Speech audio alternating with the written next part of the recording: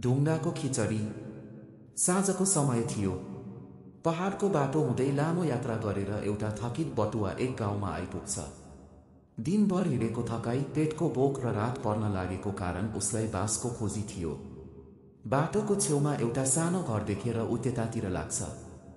घर बाहिर पुगेपछि बटुवाले अलि ठुलो स्वरमा करायो, "घरमा को हुनुहुन्छ होला?" बटुवाको आवाज सुनेर घरमा बस्ने एक बुढी आमा ढोकाबाट बाहिर निस्किन्। "के भन्नुभयो बाबु?" बुढीले सोधिन्।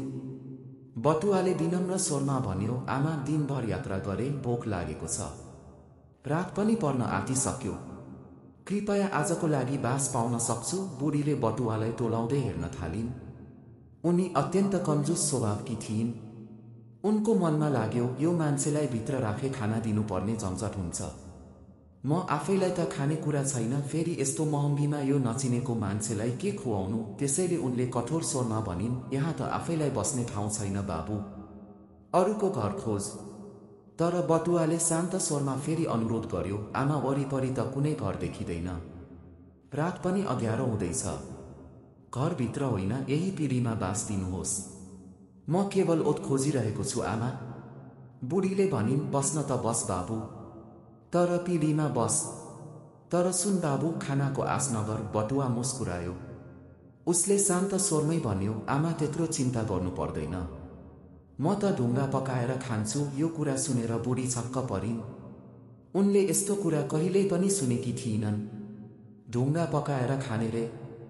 कस्तो अचम्मको कुरा! बटुवाले आफ्नो झोलाबाट एउटा चम्किलो ढुङ्गा निकाल्यो र भन्यो, "हो आमा, यो ढुङ्गा विशेष हुन्छ। यसलाई पकाउँदा धेरै स्वादिलो हुन्छ। यदि एक भाँडो दिनुभयो भने म आज यही ढुङ्गा पकाएर खान्छु।" बुढीलाई जिज्ञासा जाग्यो। उनी सोचिन्, यो मान्छे कसरी ढुङ्गा पकाएर खान्छ होला? हेरेर त रमाइलो हुन्छ। त्यसैले उनले भाँडो र पानी दिइन्।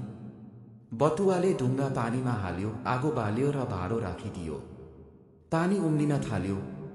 त्यसबेला बटुवाले मुस्कुराउँदै भन्यो, "आहा, यो ढुङ्गा त एकदमै स्वादिलो हुन्छ। तर यदि अलिकति नुन भए त झन् स्वाद आउँथ्यो।" बुढीलाई लोभ लाग्यो। उनले मनमनै भनिन्, "नुन त अलिकति छ नि, हालिदिए भने के बिग्रन्छ र?" उनी भित्र गएर नुन ल्याइन्। बटुवाले ढुङ्गा पानीमा हाल्यो, आगो बाल्यो र भाँडो राखिदियो। पानी उम्लिन थाल्यो। त्यसबेला बटुवाले मुस्कुराउँदै भन्यो, "आहा, अब त झन् मिठो हुने भयो। तर आमा, यदि अलिकति चामल मिसाउँदा त यो ढुङ्गाको खिचडी अझै स्वादिलो हुन्थ्यो।" बुढीको लोभ अझै बढ्यो। उनी सोचिन्, चामल अलिकति हालिदिएर के हुन्छ र?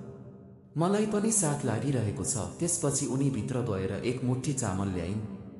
खिचडीको सुगन्ध आउन थाल्यो। भाँडोमा बाफ निस्किँदा बटुवाले फेरि मुस्कुराउँदै भन्यो, "आहा, अब यो खिचडी साँच्चै नै मिठो हुँदैछ। तर आमा, एक दाल मिसाउन पाए स्वाद नै अर्को हुने थियो।" अब त बुढीको मुख रसाउन थाल्यो। उनी तुरुन्त भित्र गएर दाल ल्याइन् र भाँडोमा हालिदिन्। अब खिचडी उम्लिरहेको थियो। सुगन्ध अझ फैलिएको थियो।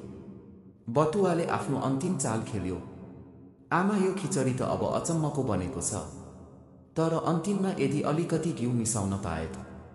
आहा, ढुङ्गाको खिचडी संसारकै सबैभन्दा स्वादिलो हुने थियो आमा।" बुढीले अब लोभलाई रोक्न सकिनन्। उनी भित्र पसेर घिउ ल्याइन्। तर उनी भित्र जाँदै गर्दा बटुवाले चलाखीपूर्वक भाँडोबाट ढुङ्गा निकालेर पर फ्याँकिदियो। बुढीलाई यसबारे केही थाहै भएन। घिउ भाँडोमा परेपछि खिचडी तयार भयो। "अब स्वाद लिनुहोस्।" बुढीले खिचडी चाखिन्। साँच्चीकै मिठो रहेछ। बटुवाले आफ्नो बुद्धि प्रयोग गरेर कन्जुस बुढीलाई बेवकुफ बनाई ढुङ्गाको बहानामा स्वादिलो खिचडी खायो।